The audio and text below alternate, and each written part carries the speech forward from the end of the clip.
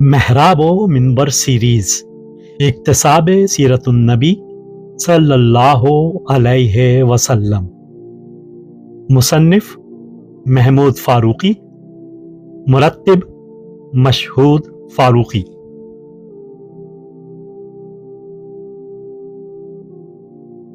چھٹا حصہ، ایذا و ابتلا بعد از قبول دعوت اسلام۔ 13واں باب، وہ ایک کلمہ جسے سرداران قریش نے بغاوت قرار دیا تھا۔ تحریر محمود فاروقی، آواز و پیشکش مشہود فاروقی۔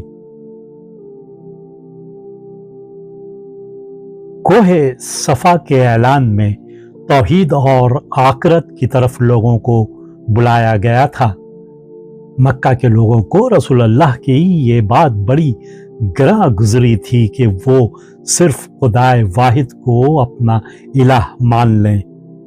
الہ ماننے کا کیا مطلب تھا، اسے وہ اچھی طرح سمجھتے تھے۔ اس وقت عرب میں اگر کوئی الہ تھے تو وہ ان کے دیوتا تھے جن کے بتوں کی وہ پرستش کرتے تھے۔ پرستش اور اطاعت ان دیوتاؤں ہی کی جاتی تھی، مگر یہ دیوتا کوئی محسوس وجود تو نہیں رکھتے تھے، بس خیالی شخصیتیں تھیں۔ اگر ان کا کوئی محسوس وجود ہوتا تو وہ صرف ان کے مٹی اور پتھر کے بت تھے۔ یہ بت نہ بولتے تھے، نہ سنتے تھے، نہ کسی کام میں مداخلت کر سکتے تھے۔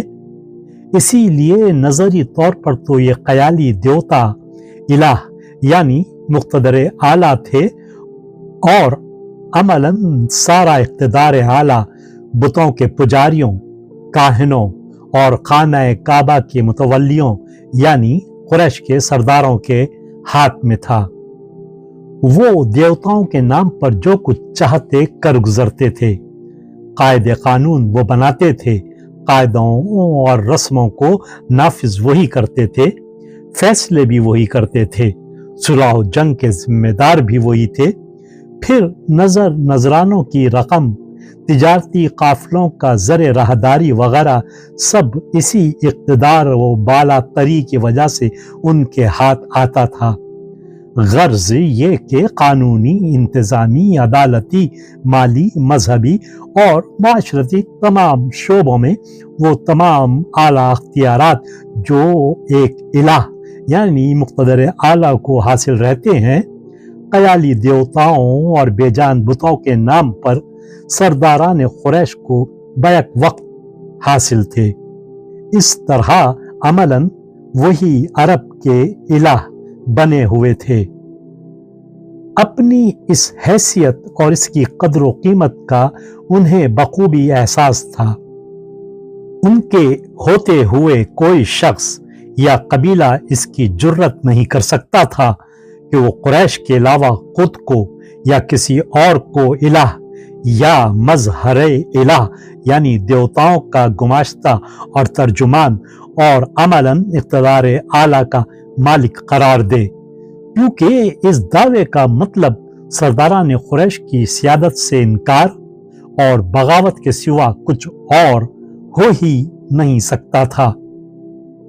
جب رسول اللہ صلی اللہ علیہ وسلم نے یہ اعلان فرمایا کہ کوئی الہ نہیں، صرف اللہ ہی الہ ہے، تو آپ نے دراصل قریش کے عقیدتاً مظہر الہ ہونے اور عملاً ان کے الہ ہونے کی حیثیت سے صاف لفظوں میں انکار کیا تھا۔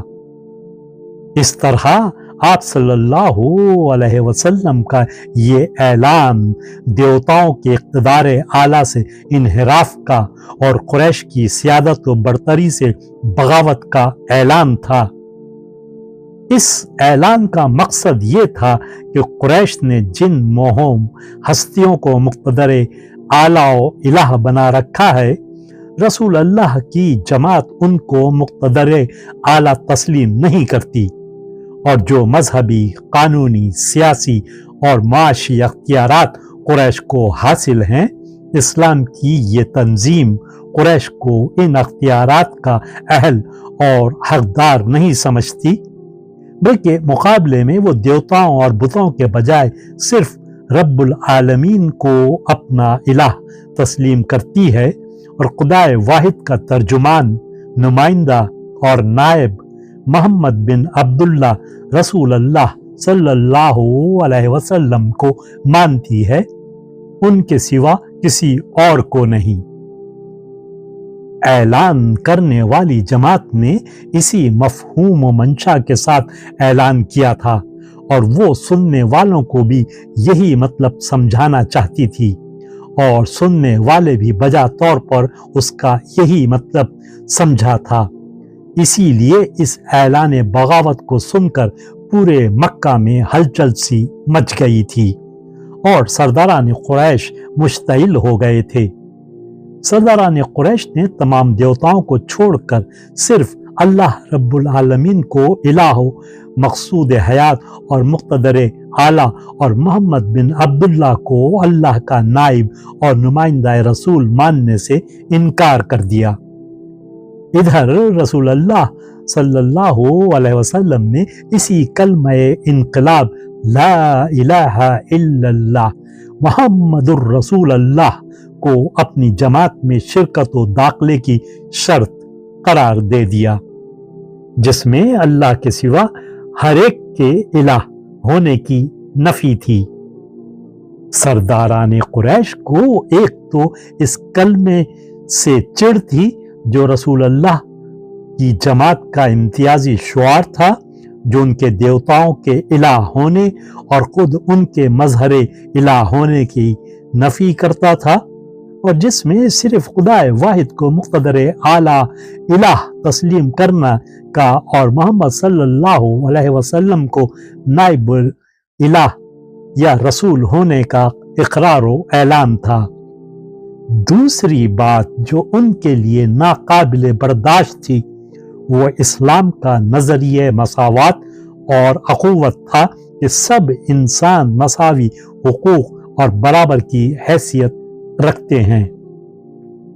सब एक आदम की औलाद हैं और सब एक खालिक की मखलूक। इनमें से जो भी अल्लाह को अपना इलाह तस्लीम करेगा और उसका वफादार और फर्माबरदार बनकर रहने का अहद करेगा, वो तमाम हुकूक मौक़े में मसावी हैसियत का मालिक हो जाएगा, ख्वाह वो गुलाम हो के आज़ाद, अरब हो के गैर अरब, सफ़ेद हो के काला, खून, रंग व नस्ल और तमव्वुल के फ़र्क की वजह से कि इंसान को अदना और किसी को आला करार नहीं दिया जा सकता।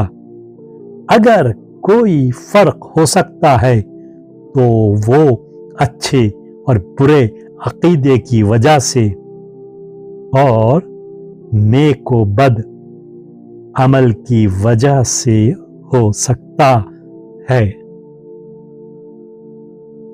वीडियो देखने के बाद चैनल को सब्सक्राइब करना ना भूलें और ताज़ा तरीन अपडेट्स के लिए घंटी के बटन को ज़रूर दबाएं ताकि हमारे मुनफरिद और पुरअसर पैगामात आप तक पहुंचते रहें।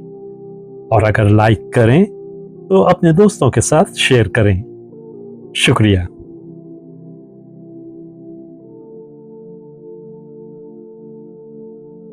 किरण किरण उजाला